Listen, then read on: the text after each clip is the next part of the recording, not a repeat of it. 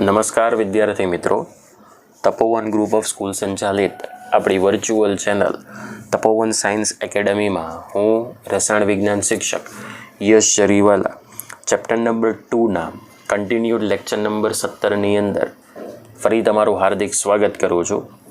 ગઈકાલે આપણે કેટલાક દાખલાઓ વિશે ચર્ચા કરી હતી અને આજે વિદ્યાર્થી મિત્રો આપણે આ ચેપ્ટરનો સૌથી અગત્યનો ભાગ જેને આપણે ક્વોન્ટમ કેમિસ્ટ્રી તરીકે ઓળખીએ છીએ એની આપણે અહીંયા માહિતી મેળવવાની છે.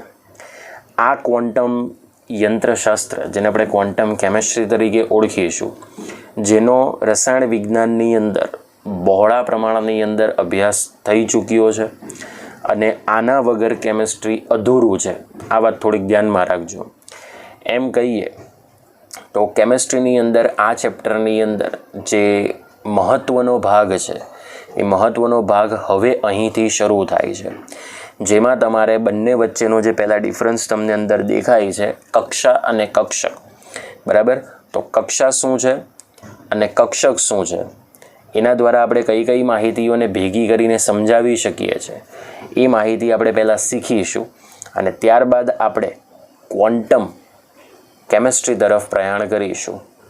તો બેઝિકલી આ જે ટૉપિક છે ક્વોન્ટમ કેમિસ્ટ્રી, એ ક્વોન્ટમ કેમિસ્ટ્રી વિદ્યાર્થી મિત્રો એવો ટૉપિક છે કે જ્યાં ઇલેક્ટ્રોન ખરેખર કેવી રીતે ગોઠવણી કરશે અને કેવી રીતે પોતાની ઉર્જા મુજબ ભ્રમણ કરશે એની માહિતી તમને આ ક્વોન્ટમ કેમિસ્ટ્રી તમને કરીને આપે છે.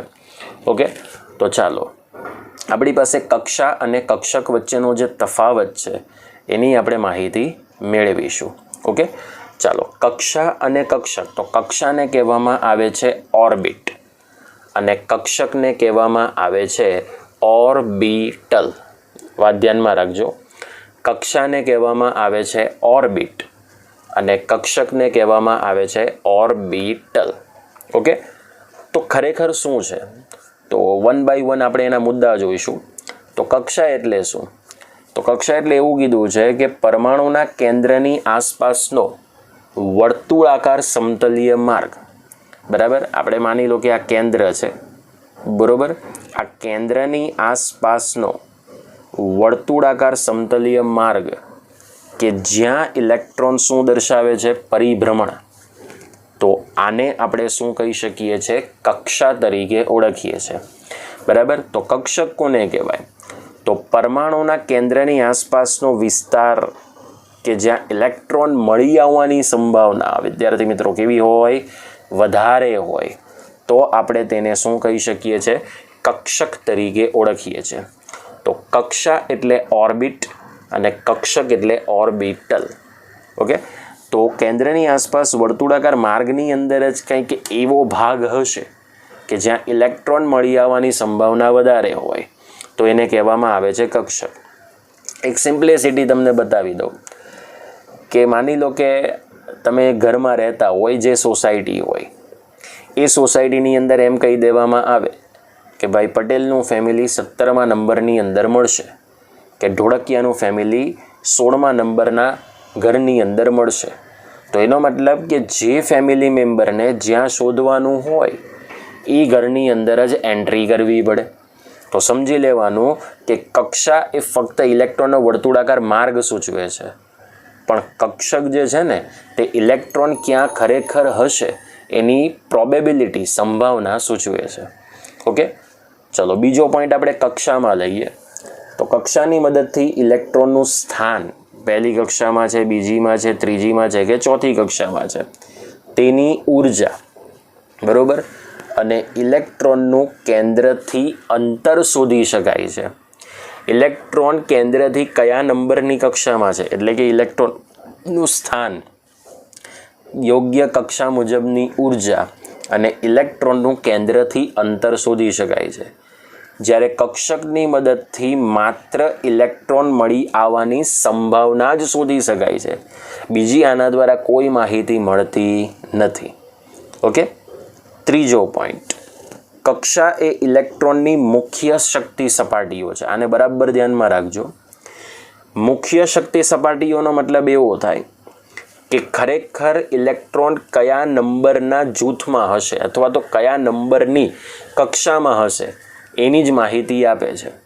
એટલે કક્ષા એ ઇલેક્ટ્રોનની મુખ્ય શક્તિ સપાટીઓ છે, જ્યારે કક્ષક એ ઇલેક્ટ્રોનની ગૌણ શક્તિ સપાટીઓ છે.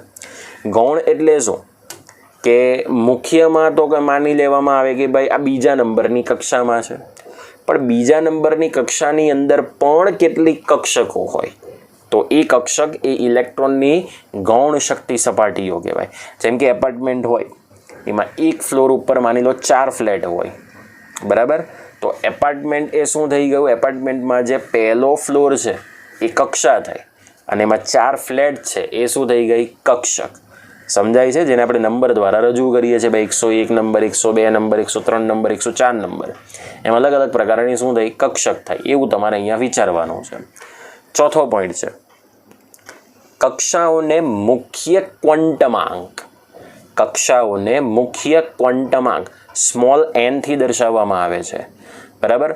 પણ કક્ષકના આકારને ગૌણ ક્વોન્ટમાંક સ્મોલ l વડે રજૂ કરવામાં આવે છે. હવે આ ક્વોન્ટમાંક શું છે એ આપણે હવે આ તફાવત પછીની માહિતી મેળવીશું, બરાબર. તો કક્ષાઓને મુખ્ય ક્વોન્ટમાંક સ્મોલ n થી દર્શાવવામાં આવે કારણ કે મુખ્ય શક્તિ સપાટીઓ છે, જ્યારે કક્ષકને અથવા તો કક્ષકના આકારને ગૌણ ક્વોન્ટમાંક એટલે કે ગૌણ શક્તિ સપાટીને કારણે સ્મોલ l થી રજૂ કરવામાં આવે છે. ક્લિયર? હવે આવશે 5મા નંબરનો પોઈન્ટ. કક્ષાઓને K, L, M, N, O, P એવા કેપિટલ અક્ષર વડે દર્શાવવામાં આવે છે, જ્યારે કક્ષકને small s, p, d, f, g, h જેવા સ્મોલ લેટરથી દર્શાવવામાં આવે છે. તમને ખબર હશે કે આવર્ત કોષ્ટક એ માત્ર 4 વિભાગની અંદર સમાવિષ્ટ છે, S, P, D and F. તો આ કક્ષક છે, મતલબ ઇલેક્ટ્રોન કઈ કક્ષકમાં ભરાય છે, છેલ્લો ઇલેક્ટ્રોન, એ મુજબ આપણે એ તત્વને એ વિભાગની અંદર મૂકી શકીએ. કક્ષાઓને K, L, M, N વગેરે સંજ્ઞાઓથી ઓળખવામાં આવે છે. આ વાત થોડી ધ્યાનમાં રાખજો, બરાબર. તો આ 5 મુદ્દા છે જે 2 માર્ક્સની અંદર પણ તમને પૂછી શકાય, કક્ષા અને કક્ષકનો. ઓકે, સ્ક્રીનશોટ પાડી દો. ઓકે વિદ્યાર્થી મિત્રો, હવે આપણે પહેલા ક્વોન્ટમાંક તરફ જઈએ અને પહેલા ક્વોન્ટમાંકનું જે નામ છે એ છે મુખ્ય ક્વોન્ટમ આંક, જેને સ્મોલ n વડે રજૂ કરવામાં આવે છે. ઓકે, તો મુખ્ય ક્વોન્ટમાંક એટલે શું? તો મુખ્ય ક્વોન્ટમાંકની કેટલીક વિશિષ્ટતાઓ છે અને એ વિશિષ્ટતાઓ પર આધારિત તમારે આપણે આની માહિતી મેળવવાની છે. તો મુખ્ય ક્વોન્ટમાંક એ પહેલો શબ્દ અગત્યનો છે કે શૂન્ય સિવાયની કોઈ પણ ધન પૂર્ણાંક સંખ્યા છે. મતલબ મુખ્ય ક્વોન્ટમાંકની અંદર શૂન્ય મૂલ્યનો સમાવેશ થતો નથી. કેમ નથી થતો એ આપણે માહિતી મેળવીશું. મુખ્ય ક્વોન્ટમાંકને સ્મોલ n થી દર્શાવવામાં આવે છે, મતલબ જ્યાં તમને સ્મોલ n દેખાય એટલે સમજી લેવાનું કે એ મુખ્ય ક્વોન્ટમાંક વિશેની માહિતી સૂચવે છે. સ્મોલ n એ મુખ્યત્વે કક્ષાનું કદ અને મહદ અંશે ઇલેક્ટ્રોનની ઉર્જા નક્કી કરે. હવે જેમ nનું મૂલ્ય મોટું તેમ ઇલેક્ટ્રોનની શક્તિ કેવી હોય છે, વધારે હોય છે, બરાબર.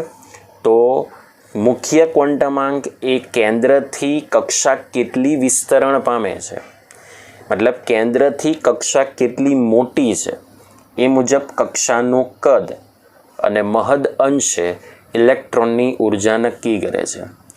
જેમ nનું મૂલ્ય વધુ હશે તેમ ઇલેક્ટ્રોનની શક્તિ પણ કેવી હશે, વધારે. એટલે કે પહેલા નંબરની કક્ષા કરતાં બીજા નંબરની કક્ષામાં ઇલેક્ટ્રોનની શક્તિ વધારે, બીજા નંબરથી 5મા નંબરની કક્ષામાં રહેલા ઇલેક્ટ્રોનની શક્તિ કેવી હશે, વધારે.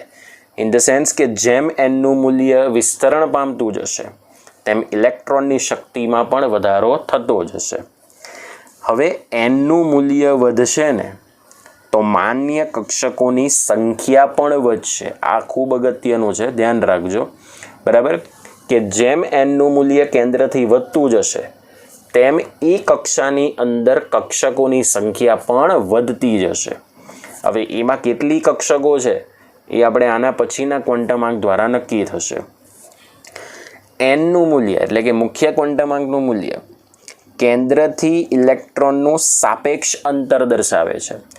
કારણ કે મુખ્ય અંતર તો તમે સીધું માપી શકો છો કે ભાઈ કેન્દ્રથી કક્ષા આટલા વિસ્તરણે છે, પણ એ કેન્દ્રથી ઇલેક્ટ્રોનનું કેવું અંતર માપીને આપે છે? સાપેક્ષ અંતર માપીને આપે છે.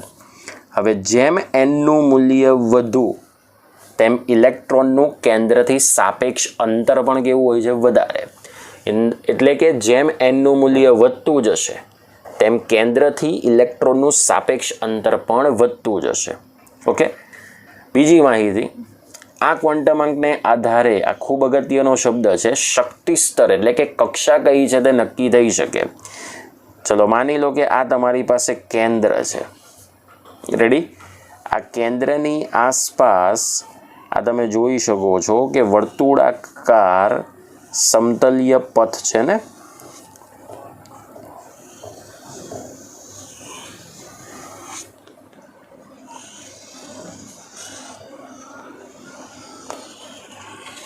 થોડુંક અહીંયા ડિસ્ટર્બન્સ થયું છે પણ તમે સમજી લેજો. બરાબર? ચલો અહીંયા માની લો કે કેન્દ્રથી આ તમારી પાસે n બરાબર 1 છે, આ n બરાબર 2, n બરાબર 3, n બરાબર 4 અને આ n બરાબર 5. તો આ n બરાબર 1 એટલે કેપિટલ K નંબરની કક્ષા, 2 એટલે કેપિટલ L નંબરની કક્ષા, m એટલે n બરાબર 3 નંબરની કક્ષા, કેપિટલ n એટલે n બરાબર 4 નંબરની કક્ષા અને કેપિટલ O એટલે કે n બરાબર 5 નંબરની કક્ષા. હવે આ K, L, M, N, O પછી P, Q, R, S એવી રીતે વધતા જાઓ કેપિટલ લેટરમાં, તો એ પ્રમાણે nની કિંમત પણ શું થાય છે? વધતી જાય છે. તો આ જે તમને કેન્દ્રની આસપાસ કેટલી કક્ષાઓ છે એ તમે nના મૂલ્ય પરથી નક્કી કરી શકો. બરાબર? ઇન ધ સેન્સ કે K એટલે પ્રથમ શક્તિ સ્તર, M, L એટલે દ્વિતીય શક્તિ સ્તર, M એટલે તૃતીય શક્તિ સ્તર, કેપિટલ N એટલે ચતુર્થ શક્તિ સ્તર અને કેપિટલ O એટલે 5મા નંબરનું શક્તિ સ્તર, એવું આપણે નક્કી કરી શકીએ. એટલે અહીં આપણે nના મૂલ્ય ઉપરથી શક્તિ સ્તર અને તેને અનુરૂપ આપણે કક્ષા નક્કી કરી શકીએ છીએ. ઓકે. પણ હવે આ જે વર્તુળાકાર કક્ષાઓ છે એની અંદર કયા પ્રકારની કક્ષકો સમાવિષ્ટ હશે તો એ આપણે ઓલરેડી ગૌણ ક્વોન્ટમાંક એટલે કે જે સેકન્ડ નંબરનો ક્વોન્ટમાંક છે એના દ્વારા નક્કી કરી શકીએ છીએ. તો બેઝિકલી આ મુખ્ય ક્વોન્ટમાંક જે સ્મોલ n દેખાય છે એ મુખ્ય ક્વોન્ટમાંકનો ઉપયોગ શું છે? તો પહેલો ઉપયોગ છે કે મુખ્ય ક્વોન્ટમાંક એ શક્તિ સ્તરનો ક્રમ નક્કી કરે છે. શું નક્કી કરે છે વિદ્યાર્થી મિત્રો? શક્તિ સ્તરનો ક્રમ. બીજું, જે તે શક્તિ સ્તરમાં આવેલા કક્ષકોના પ્રકાર નક્કી કરે છે. બરાબર? કારણ કે જે તે શક્તિ સ્તરમાં કઈ કઈ પ્રકારની કક્ષકો સમાવિષ્ટ હશે એનો મુખ્ય પ્રકાર નક્કી કરે છે. દાખલા તરીકે પહેલા નંબરની કક્ષામાં ફક્ત એક S પ્રકારની જ કક્ષક હોય, બીજા શક્તિ સ્તરની અંદર S અને P એમ 2 પ્રકારની અલગ અલગ કક્ષકો હોય. ઓકે. તો એ પ્રમાણે કક્ષકોનો પ્રકાર નક્કી કરે છે. ત્રીજું, ઇલેક્ટ્રોનની કુલ શક્તિ En નક્કી કરે છે. ઇલેક્ટ્રોનની શું નક્કી કરે છે? કુલ શક્તિ En નક્કી કરે છે. બરાબર? ચલો હવે જે સૌથી અગત્યનો ટોપિક છે એ છે કે જો તમે મુખ્ય ક્વોન્ટમાંકનો વર્ગ કરો તો એમાં કુલ કેટલી કક્ષકો છે એ તમને ખબર પડી જાય. બરાબર? અને 2n² કરો તો આ કક્ષામાં સમાવિષ્ટ કક્ષકમાં કુલ કેટલા ઇલેક્ટ્રોન છે એની માહિતી તમને ખબર પડી શકે છે. એટલે n² ઉપરથી કુલ કક્ષકોની સંખ્યા અને 2n² ઉપરથી ઇલેક્ટ્રોનની સંખ્યા. અહીંયા હું લખી દઉં છું. n² મૂલ્ય ઉપરથી કુલ કક્ષકોની સંખ્યા અને 2n² સૂત્ર પરથી કુલ ઇલેક્ટ્રોનની સંખ્યા જે તે શક્તિ સ્તરમાં કેટલી હશે એ આપણે નક્કી કરી શકીએ છીએ. ચલો માની લો કે આપણે n બરાબર 3 લઈએ તો n બરાબર 3 લો એટલે 3² થાય, એટલે ટોટલ 9 પ્રકારની કક્ષકો થાય. બરાબર? અને n બરાબર 3 ની અંદર 9 દુ 18 એટલે ટોટલ 18 ઇલેક્ટ્રોન સમાવી શકાય. હવે આમાં n² કરવાથી તમને ટોટલ 9 કક્ષકો તો મળી ગઈ, પણ એ 9 કક્ષકો કઈ કઈ છે? બરાબર? એ જે 9 કક્ષકો છે વિદ્યાર્થી મિત્રો એ કઈ કઈ છે એ આપણે નક્કી કરવા માટે બાકીના ક્વોન્ટમાંકની માહિતી મેળવવી પડે. એટલે મુખ્ય ક્વોન્ટમાંક દ્વારા ફક્ત તમને કક્ષા કઈ છે એ ખબર પડી જાય, અથવા તો તમે શક્તિ સ્તર કયો છે એની માહિતી મેળવી શકો. બીજી માહિતી એ કે જેમ કેન્દ્રથી એનની કિંમત વિસ્તરણ પામતી જશે તેમ તેમ તેમાં રહેલા ઇલેક્ટ્રોનની શક્તિમાં પણ શું થશે? વધારો થશે. સમજાય છે? બસ આ મુજબની માહિતી આપણે મુખ્ય ક્વોન્ટમાંકની મદદથી મેળવી શકીએ. સ્ક્રીનશોટ પાડી દો.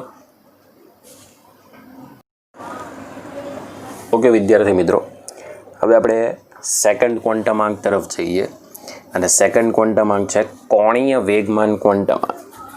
હવે કોણીય વેગમાન ક્વોન્ટમાંકનું અહીંયા તમને બીજું નામ દેખાય છે ગૌણ ક્વોન્ટમાંક, અને ગૌણ ક્વોન્ટમાંકને આપણે કહી શકીએ છીએ સ્મોલ એલ વડે રજૂ કરી શકીએ છીએ. હવે જે ગૌણ ક્વોન્ટમાંક છે એને એઝીમ્યુથલ ક્વોન્ટમાંક તરીકે પણ ઓળખવામાં આવે. હવે એઝીમ્યુથલ બરાબર એટલે આપણે એને ગુજરાતીમાં કહી શકીએ કોણીય વેગમાન બરાબર, જેને સ્મોલ એલ વડે દર્શાવવામાં આવે છે. કોના વડે દર્શાવવામાં આવે છે વિદ્યાર્થી મિત્રો? સ્મોલ એલ વડે દર્શાવવામાં આવે છે. ઓકે ચલો, હવે આ જે એઝીમ્યુથલ ક્વોન્ટમાંક છે એ કેમ આ પ્રકારનું કોણીય વેગમાન તરીકે ઓળખાય છે? તો ડેફિનેટલી ઇલેક્ટ્રોન કેન્દ્રની આસપાસ છે ને કોણીય ગતિ કરે છે, અને આ ગતિને લીધે તે કોણીય વેગમાન ધરાવે છે. આથી તેને કોણીય વેગમાન ક્વોન્ટમાંક સ્મોલ એલ વડે રજૂ કરવામાં આવે છે. ચલો, આ આપણી પાસે કેન્દ્ર છે અને આ કેન્દ્રની આસપાસ વર્તુળાકાર માર્ગ ઉપર ફરતો ઇલેક્ટ્રોનનો પથ છે. હવે જ્યારે ઇલેક્ટ્રોન આ રીતે અંતર રાખશે તો એને કેન્દ્રગામી બળ લાગશે, પણ થોડી ઘણી રીતે કેન્દ્ર ત્યાગી બળ પણ લાગશે. એટલે ઇલેક્ટ્રોન વાઇબ્રેશનની રીતે જ્યારે ગતિ કરતો હશે ત્યારે આ મુજબની કોણીય વેગથી ગતિ કરશે, અને કોણીય વેગથી ગતિ કરવાને કારણે તે કોણીય વેગમાન ધરાવે છે. અને કોણીય વેગમાન ધરાવવાને કારણે તેની જે કિંમત છે કે તેની જે વેલ્યુ છે એ કોણીય વેગમાન ક્વોન્ટમાંક સ્મોલ એલથી રજૂ કરવામાં આવે છે. હવે આ જે ઇલેક્ટ્રોનનું કોણીય વેગમાન છે એ કોણીય વેગમાનને કારણે તેની ગતિજ ઉર્જાનું મૂલ્ય બરાબર, એટલે કે ઇલેક્ટ્રોનની કુલ શક્તિ દ્વારા તે મર્યાદિત હોય. કારણ કે આ કોણીય વેગમાન જે કોણીય ગતિને લીધે ઉત્પન્ન થશે બરાબર, એના દ્વારા ઇલેક્ટ્રોનની જે કુલ શક્તિ છે બરાબર એના દ્વારા એ મર્યાદિત હોય છે બરાબર. આથી એવું નક્કી થયું કે એલના સ્વીકાર્ય મૂલ્યો એ સ્મોલ એનના મૂલ્ય પર આધાર રાખે છે બરાબર. એટલે સ્મોલ એલના જે સ્વીકાર્ય મૂલ્યો છે એ સ્મોલ એનના મૂલ્ય ઉપર આધાર રાખે છે. તો એવું કહી શકાય કે એનના આપેલા મૂલ્ય માટે સ્મોલ એલનું મૂલ્ય એ 0થી n-1 સુધીની મર્યાદામાં હોય છે. એટલે એનના આપેલા મૂલ્ય માટે એલનું મૂલ્ય જે છે એ 0થી n-1 સુધીની મર્યાદામાં હોય. એટલે આપણે એવું કહી શકીએ કે સ્મોલ એલ શોધવાનું સૂત્ર એ સીધું આપણે આપી શકીએ 0થી n-1 બરાબર. એટલે સ્મોલ એલની કિંમત શોધવાનું જે સૂત્ર છે ને વિદ્યાર્થી મિત્રો એ 0થી n-1 સુધીની મર્યાદામાં હોય છે, જ્યાં n એટલે શૂન્ય સિવાયની ધન પૂર્ણાંક સંખ્યા જે આપણે અગાઉ હમણાં ભણી ગયા 1, 2 અને 3. હવે જો તમે અહીં nની કિંમત મૂકતા જાઓ તો એલની કિંમતો કયા કયા પ્રકારની મળશે ને એ તમે સીધું આઈડેન્ટિફાઈ કરી શકો છો બરાબર. તો અહીંયા આપણે લઈ લઈએ n બરાબર 1 હોય ને વિદ્યાર્થી મિત્રો તો એલની મૂલ્ય ફક્ત 0 જ ભળે. ચલો અહીંયા n બરાબર 1 મૂકો એટલે 0થી 0 થઈ જશે, એટલે એલનું મૂલ્ય ફક્ત શું મળશે? 0. n બરાબર 2 એટલે એલનું મૂલ્ય અહીંયા 2 મૂકો એટલે 2 - 1 એટલે 1 થશે. 0થી 1 0થી 1 એટલે 0 અને 1 બંને મળશે. n બરાબર 3 મૂકો તો એલનું મૂલ્ય 0, 1, 2 એમ ત્રણેય મળશે, કારણ કે 0થી 2 0થી 2 એટલે 0, 1 અને 2. ચલો n બરાબર 4 એટલે એલનું મૂલ્ય 0થી 3 0થી 3 એટલે 0, 1, 2, 3 એ રીતે મૂલ્ય મળશે. હવે જુઓ અહીંયા n બરાબર 1 છે તો અહીંયા એલનું મૂલ્ય પણ 1 જ છે. n બરાબર 2 છે તો અહીંયા એલના મૂલ્ય પણ 2 જ મળશે, 0 અને 1. n બરાબર 3 તો અહીંયા આપણે એલના મૂલ્ય પણ ટોટલ મૂલ્યો 3 જ મળશે, 0 1 2 એટલે 3 મૂલ્યો મળ્યા. n બરાબર 4 એટલે એલના મૂલ્ય પણ તમને ટોટલ 4 જ મળશે, 0 1 2 and 3. Okay, in the sense કે એનનું મૂલ્ય જેટલું હશે એટલા તમને ટોટલ એલના મૂલ્યો મળશે. આ વાત ક્લિયર થઈ ગઈ. n બરાબર 1 છે એટલે એલનું મૂલ્ય પણ 1 જ મળશે. n બરાબર 3 છે તો એલના ટોટલ મૂલ્ય કેટલા મળશે? 3. પણ એક વાત ધ્યાનમાં રાખજો કે એનની કિંમત જે હશે ને એના કરતાં એલની કિંમત 1 ઓછી જ હશે. હવે જુઓ, એલની કિંમત અહીંયા n બરાબર 1 હોય તો 0 જ મળે, 1 નહીં મળે. n બરાબર 2 હોય તો એલની કિંમત 0 અને 1 બેથી નાની જ મળશે, બે એના જેટલી કે એનાથી મોટી મળશે નહીં. આ વાત ખબર પડી ગઈ. ત્યાર પછી એનો ઉપયોગ એ છે કે એલના મૂલ્ય ઉપરથી આપણે કક્ષકોના આકાર નક્કી કરી શકીએ છીએ. એનો મતલબ એલ બરાબર 0 હોય તો ડેફિનેટલી એસ કક્ષક જ કહેવાય. એલ બરાબર 1 હોય તો એ પી કક્ષક જ કહેવાય. એલ બરાબર 2 હોય તો એ ડી કક્ષક જ કહેવાય. એલ બરાબર 3 હોય તો એને એફ કક્ષક જ કહેવાય. એલ બરાબર 4 હોય તો એને જી કક્ષક જ કહેવાય. એલ બરાબર 5 હોય તો એને એચ કક્ષક જ કહેવાય. પણ આ બધા સ્મોલ લેટરમાં છે. બધા કેમાં છે? સ્મોલ લેટરમાં. તો એલ બરાબર 0 એટલે સ્મોલ એસ કક્ષક, એલ બરાબર 1 એટલે સ્મોલ પી કક્ષક, એલ બરાબર 2 એટલે સ્મોલ ડી કક્ષક, એલ બરાબર 3 એટલે સ્મોલ એફ કક્ષક, એલ બરાબર 4 એટલે સ્મોલ જી કક્ષક અને એલ બરાબર 5 એટલે એને આપણે સ્મોલ એચ કક્ષક તરીકે ઓળખીએ છીએ. એ જ પ્રમાણે જો તમે એલ બરાબર 6 લઈ લો તો આપણે એને સ્મોલ આઈ કક્ષક તરીકે ઓળખીએ. એલ બરાબર 7 લઈ લો બરાબર તો એને સ્મોલ જે કક્ષક તરીકે ઓળખીએ છીએ. પોઈન્ટ્સ ક્લિયર થાય છે. પણ આપણે મોટા ભાગે એફ કક્ષક સુધી જ માહિતી મેળવવાની છે.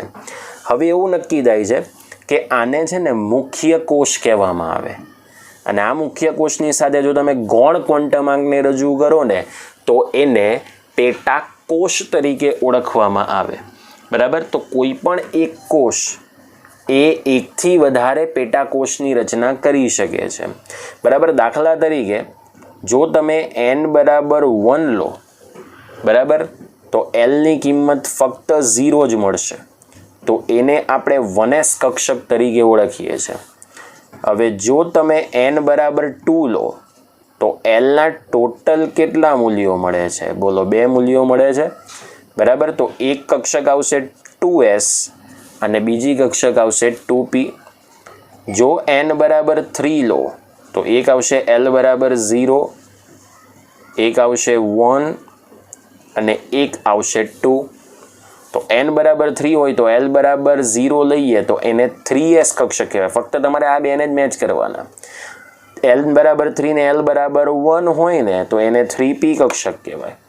n બરાબર 3 ને l બરાબર 2 હોય તો એને 3d કક્ષક કહેવાય. સમજાય છે વિદ્યાર્થી મિત્રો? એટલે જેટલા કોષનો નંબર હોય એ પ્રમાણે પેટા કોષની રચના થઈ શકે છે. ક્લિયર? તો n બરાબર 1 l બરાબર 0 એટલે એને 1s કક્ષક કહેવાય. n બરાબર 2 l બરાબર 1 તો એને 2p કક્ષક કહેવાય. ક્લિયર થાય છે? એટલે કોઈ પણ એક મુખ્ય કોષ એકથી વધારે પેટા કોષની રચના કરી શકે છે. પણ હવે આ પેટા કોષની અંદર કુલ કેટલી કક્ષકો અસ્તિત્વ ધરાવશે એની માહિતી હવે આપણે ત્રીજા ક્વોન્ટમાંકની મદદથી નક્કી કરી શકીશું, જેને ચુંબકીય ક્વોન્ટમાંક તરીકે ઓળખવામાં આવે છે. એટલે પહેલો ક્વોન્ટમાંક જોયો વિદ્યાર્થી મિત્રો, મુખ્ય ક્વોન્ટમાંક, જેના દ્વારા ફક્ત કક્ષાનો નંબર ખબર પડે છે, શક્તિ સ્તર ખબર પડે છે. બરાબર. બીજો ક્વોન્ટમાંક અત્યારે હાલમાં જોયો કોણીય વેગમાન ક્વોન્ટમાંક, જેના દ્વારા આપણને કઈ કક્ષક છે, કયો પેટાકોષ છે એ ખબર પડે છે. અને ત્રીજો ક્વોન્ટમાંક છે એ છે ચુંબકીય ક્વોન્ટમાંક, જેના દ્વારા પેટાકોષમાં કુલ કેટલી કક્ષકો અસ્તિત્વ ધરાવે છે એની માહિતી આપણને ખબર પડે છે. ઓકે, ચાલો આટલા ભાગનો સ્ક્રીનશોટ પાડી દો. ઓકે વિદ્યાર્થી મિત્રો, આગળના ક્વોન્ટમાંક તરફ જઈએ અને એનું નામ છે ચુંબકીય ક્વોન્ટમાંક, જેને સ્મોલ ml વડે રજૂ કરવામાં આવે. હવે ચુંબકીય ક્વોન્ટમાંક ક્યારે ઉત્પન્ન થાય? તો જ્યારે ચુંબકીય ક્ષેત્ર ઉત્પન્ન થાય અને એ ચુંબકીય ક્ષેત્ર નું મૂલ્ય નક્કી કરવા માટે આપણે ચુંબકીય ક્વોન્ટમ હવે ચુંબકીય ક્ષેત્ર એ કઈ દિશામાં ઉત્પન્ન થાય છે, કઈ ડિરેક્શનની અંદર જોવા મળે છે, એના પર આધારિત એનું નામ આપી દીધું છે ચુંબકીય ક્વોન્ટમાંક. તો પહેલું સ્ટેટમેન્ટ એવું છે કે કોઈ પણ વીજભારિત કણ જ્યારે ગતિમાં હોય ત્યારે ચુંબકીય ક્ષેત્ર ઉત્પન્ન થાય અને કણની કક્ષકીય ગતિને કારણે હોય છે. બરાબર? ઇન ધ સેન્સ કે જ્યારે કોઈ પણ વીજભારિત કણ એ ગતિમાં હશે ત્યારે પોતે ચુંબકીય ક્ષેત્ર ઉત્પન્ન કરશે, પણ એ પોતાની કક્ષકની ગતિને કારણે એટલે કે કક્ષકીય ગતિને કારણે ઉત્પન્ન થાય છે. બે પ્રકારની ગતિ આવે, એક અક્ષીય ગતિ આવે જે પોતાની અક્ષ ઉપર ફરે, અને બીજું આવશે કક્ષકીય ગતિ જે કક્ષાની અંદર તમને જોવા મળે છે. બરાબર? હવે આ ચુંબકીય ક્ષેત્રના ચુંબકત્વનું મૂલ્ય એ ચુંબકીય ક્વોન્ટમાંક ml દ્વારા જ રજૂ કરવામાં આવે છે. મતલબ કે ચુંબકીય ક્ષેત્રની ચુંબકત્વની મતલબ કે ગ્રહણતા પ્રબળતા કેટલી છે એ ચુંબકીય ક્વોન્ટમાંક mlની મદદથી નક્કી કરવામાં આવે.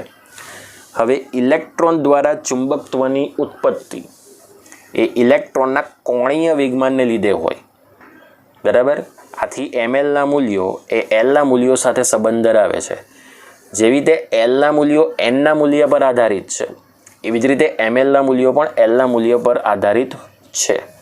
આથી mlનું મૂલ્ય શોધવાનું સૂત્ર +L થી -Lમાં 0 સહિતની પૂર્ણાંક સંખ્યા હોય છે. +L થી 0 અને 0 થી -L એટલે +L થી -L સુધી શૂન્ય સહિતની જે પૂર્ણાંક સંખ્યા છે એના પર આધારિત તમને mlના ટોટલ મૂલ્ય જોવા મળે. એટલે જો આપણે L બરાબર 0 લઈએ તો ml બરાબર 0 એક જ મૂલ્ય મળે છે. L બરાબર 1 લઈએ તો mlના ટોટલ 3 મૂલ્યો મળશે. જો અહીંયા 1 મૂકો તો +1, 0 અને -1. ક્લિયર? L બરાબર 2 મૂકો તો અહીંયા 2 મૂકી દો, 2, 2 એટલે +2, +1, 0, -1, -2. L બરાબર 3 તો mlના ટોટલ મૂલ્યો એટલે +3 થી -3 આવે એટલે +3, +2, +1, 0, -1, -2 અને -3. પોઈન્ટ ક્લિયર થાય છે? તો બસ આ રીતે આપણે mlના ટોટલ મૂલ્યો નક્કી કરી શકીએ છીએ. એટલે lના મૂલ્ય પર આધારિત આપણે mlના મૂલ્યનું સૂત્ર શોધી શકીએ છીએ. હવે આપણી પાસે ટોટલ અભ્યાસ માટે 4 કક્ષકો છે. તો S કક્ષક માટે L બરાબર 0 થાય તો ml બરાબર 0 એટલે ફક્ત એક જ મૂલ્ય મળે છે, જે સૂચવે છે કે આપણી પાસે અભ્યાસમાં S પ્રકારની ફક્ત એક જ કક્ષક છે, એમાં કોઈ પેટા કક્ષકો તમને જોવા મળતી નથી. ઓકે, ચલો P કક્ષક માટે L બરાબર 1 છે તો ml બરાબર +1, 0 અને -1 હોઈ શકે. એનો મતલબ કે P કક્ષક માટે ટોટલ 3 પેટા કક્ષકો છે, px, py અને pz. આપણે અહીંયા મૂલ્ય ફક્ત આપણી જાણકારી માટે છે. pxનું મૂલ્ય +1 જ છે એવું તમે કહી શકો નહીં. pxનું મૂલ્ય તમે 0 પણ લઈ શકો, pxનું મૂલ્ય તમે -1 પણ લઈ શકો. સમજાય છે? પણ આપણે મેઇન વાત યાદ રાખવાની છે કે P પ્રકારની જે કક્ષક છે એમાં ટોટલ 3 પેટા કક્ષકો છે, px, py અને pz. અને આ ત્રણેય કક્ષકોની શક્તિ અને આકાર કેવા હોય છે? સમાન હોય છે. બરાબર? એ આપણે આવતીકાલના લેક્ચરમાં જોઈશું કે કઈ કક્ષકો કયા પ્રકારનો આકાર ધરાવે છે, ત્યારે તમને ખબર પડશે. હવે D કક્ષક માટે L બરાબર 2 લઈએ તો ml એટલે +2, +1, 0, -1 અને -2. આવા ટોટલ 5 મૂલ્યો મળે છે. એટલે D કક્ષકની અંદર ટોટલ 5 પેટા કક્ષકો છે. બરાબર? એમાં એક છે dz², બીજી છે dxy, ત્રીજી છે dyz, ચોથી છે dzx અને પાંચમી છે dx²-y². એને માઇનસ નહીં બોલાય વિદ્યાર્થી મિત્રો, dx²-y² બોલાય. ફરી રિપીટ કરું છું કે D કક્ષક માટે પેટા કક્ષકો કેટલી છે? એક છે dz², dxy, dyz, dzx અને dx²-y². ચોથી કક્ષક છે F કક્ષક. F કક્ષક માટે L બરાબર 3 એટલે mlનું મૂલ્ય +3, +2, +1, 0, -1, -2 અને -3 એમ ટોટલ 7 મૂલ્યો જોવા મળે છે. ટોટલ કેટલા મૂલ્યો જોવા મળે છે વિદ્યાર્થી મિત્રો? 7 મૂલ્યો તમને જોવા મળે છે. ઓકે, ચલો હવે આના પરથી ધ્યાન શું રાખવાનું છે? હવે અહીંયા જે F કક્ષક છે ને એ હજી હાલમાં કોઈ નક્કી થઈ નથી. મતલબ કે એનો આકાર, એની શક્તિ કયા પ્રકારની છે એ હજી હાલમાં કોઈ પણ પ્રકારનું નિરાકરણ આવ્યું નથી, બરાબર. એ હજી સુધી પેન્ડિંગ છે. પણ પેમ્પલેટની અંદર ઓલરેડી મેં દર્શાવીને આપી દીધી છે, પણ એ પણ શ્યોરિટી છે એવું કહી શકાય નહીં. પણ આ 3 કક્ષક માટે શ્યોરિટી મૂલ્ય છે જે તમારે યાદ રાખવાના છે. ઓકે, તો F કક્ષક માટે હજી પણ અનિશ્ચિતતા છે જે હજી સુધી પુરવાર થઈ નથી. ઓકે, તમને પેમ્પલેટ ઓલરેડી આજે મળી જશે, બરાબર. એટલે બરાબર ધ્યાનથી જોઈ લેજો કે પેમ્પલેટની અંદર પણ કઈ પ્રકારની માહિતી જે અહીંયા છે એ જ તમને સીધી અંદર દેખાશે. ઓકે, હવે તમને બેઝિકલી એ કેવી રીતે ખબર પડે કે mlના ટોટલ મૂલ્યો કેટલા છે? તેના માટે એક સીધું સૂત્ર છે કે 2l + 1. તો કોઈ પણ કક્ષક માટે એક સીધું સૂત્ર મૂકો 2l + 1 એટલે એ ટોટલ તમને કિંમત આપે છે mlની, બરાબર. હવે જો તમે અહીંયા l બરાબર 0 લો, બરાબર, તો અહીં mlની કિંમત 1 જ મળશે. જુઓ અહીંયા l બરાબર 0 લઈએ તો mlની કિંમત 1 જ મળશે, 0.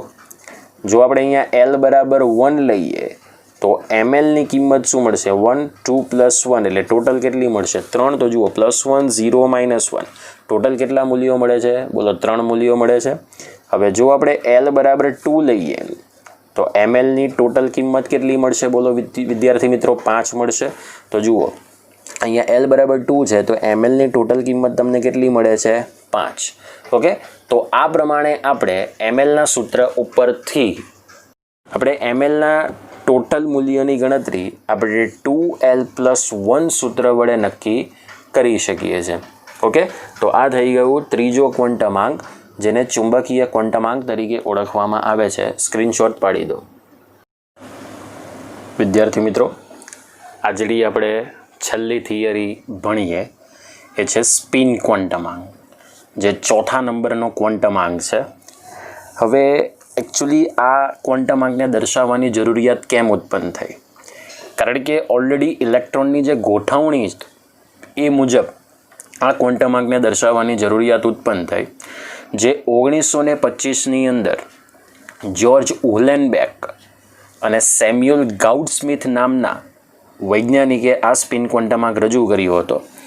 આને ભ્રમણ અથવા સ્પિન ક્વોન્ટમાંક તરીકે ઓળખવામાં આવે. હવે ઇલેક્ટ્રોન છે ને 2 પ્રકારની ગતિ ધરાવે, એક કક્ષકીય ગતિ અને બીજું છે અક્ષીય ગતિ. કક્ષકીય ગતિ દ્વારા તો તમે ચુંબકીય ક્વોન્ટમાંકની માહિતી મેળવી ચૂક્યા. તો કક્ષકીય ગતિ એટલે શું? તો પરમાણુ કેન્દ્રની આસપાસ ઇલેક્ટ્રોન જે ગતિ દર્શાવતો હોય, બરાબર, વર્તુળાકાર માર્ગ ઉપર ઇલેક્ટ્રોનની જે ગતિ હોય એને ઇલેક્ટ્રોનની કક્ષકીય ગતિ તરીકે ઓળખવામાં આવે. અને આ ગતિ મુજબ તે ચોક્કસ કક્ષાની અંદર ગતિ કરે છે. ક્લિયર થયું? બીજું છે અક્ષીય ગતિ. અક્ષીય ગતિ એટલે ઇલેક્ટ્રોન પોતાની ધરીની આસપાસ ગતિ કરી શકે છે. આથી તેને અક્ષીય ગતિ તરીકે ઓળખવામાં આવે છે, બરાબર. તો ઇલેક્ટ્રોન પોતાની અક્ષ અથવા ધરીની આસપાસ ભ્રમણ કરી શકતો હોય તો એની 2 પોસિબિલિટી હોય. ક્યાં તો એ ઘડિયાળના કાંટાની દિશામાં ગતિ કરે છે, ક્યાં તો તે ઘડિયાળના કાંટાની વિરુદ્ધ દિશામાં ગતિ કરે છે. માની લો કે તમારી પાસે આ ઇલેક્ટ્રોનની ગતિ છે. હવે આ ઘડિયાળના કાંટાની વિરુદ્ધ દિશામાં છે અને આ ઘડિયાળના કાંટાની દિશામાં છે. તો ઘડિયાળના કાંટાની વિરુદ્ધ દિશાની અંદર મૂલ્ય મળે છે -1/2 અને ઘડિયાળના કાંટાની દિશાની અંદર મૂલ્ય મળે છે +1/2. હવે તમારે -1/2 સ્પિન પ્રમાણે ઇલેક્ટ્રોનને ગોઠવવો હોય ને તો આ નીચે તરફના તીર દ્વારા દર્શાવાય, અને +1/2 સ્પિન ધરાવતો ઇલેક્ટ્રોન દર્શાવતો હોય તો તે ઉપરની તરફના તીર દ્વારા તમારે એને દર્શાવવો પડે. ઓકે, એટલે જ્યારે આપણે ઇલેક્ટ્રોનની ગોઠવણી કરીશું કક્ષકની અંદર ત્યારે આ પ્રકારના 2 તીરનો આપણે ઉપયોગ કરીશું. હવે જ્યારે ઇલેક્ટ્રોન પોતાની અક્ષ ઉપર ગતિ કરતો હશે તો એ મુજબ તેનું કોણીય વેગમાન નક્કી થાય, તો એને સ્પિન કોણીય વેગમાન કહેવાય, જેનું સૂત્ર છે √s × s + 1 × h/2π. અને કુલ સ્પિન શોધવાનું સૂત્ર છે n × 1/2, જ્યાં n એટલે અયુગ્મિત ઇલેક્ટ્રોનની સંખ્યા. હવે સમજી લેજો, આપણે કક્ષકોને છે ને ચોરસ ખાના વડે દર્શાવીશું. જો ચોરસ ખાનાની અંદર ફક્ત તમને આ મુજબના તીરવાળો કે પછી નીચે તરફના 3 વાળો એક સિંગલ ઇલેક્ટ્રોન દેખાય તો એને અયુગ્મિત ઇલેક્ટ્રોન કહેવાશે મિત્રો. કયો ઇલેક્ટ્રોન કહેવાશે મિત્રો? અયુગ્મિત ઇલેક્ટ્રોન કહેવાશે. પણ જો એક જ ચોરસ ખાનાની અંદર આ રીતની 2 સ્પિન એક સાથે દેખાય, +1/2 અને -1/2 સ્પિન ધરાવતી 2 સ્પિન તમને એક સાથે દેખાય તો એને યુગ્મિત ઇલેક્ટ્રોન કહેવાશે. કયો ઇલેક્ટ્રોન કહેવાશે વિદ્યાર્થી મિત્રો? યુગ્મિત ઇલેક્ટ્રોન તરીકે ઓળખવામાં આવશે. તો આ મુજબ ચોરસ ખાનાની અંદર જો તમને ઉપરની તરફનો કે નીચેની તરફનો એક જ તીર દેખાય તો તેને અયુગ્મિત ઇલેક્ટ્રોન કહેવાય. અને જ્યારે એક જ ખાનાની અંદર બંને સ્પિન જ્યારે એક સાથે હોય ત્યારે કુલ સ્પિનની કિંમત બોલો 0 થઈ જશે. કારણ કે આ +1/2 આ -1/2 સરવાળો કરે એટલે ટોટલ સ્પિનની કિંમત એ તમને 0 મળશે. બરાબર? તો આને યુગ્મિત અવસ્થા કહેવાય. ક્લિયર થઈ ગયું? બસ આ જ વસ્તુ તમારે ધ્યાનમાં આ ચેપ્ટરમાં અને આખા કેમિસ્ટ્રીની અંદર તમારે ધ્યાનમાં રાખવાની છે વિદ્યાર્થી મિત્રો.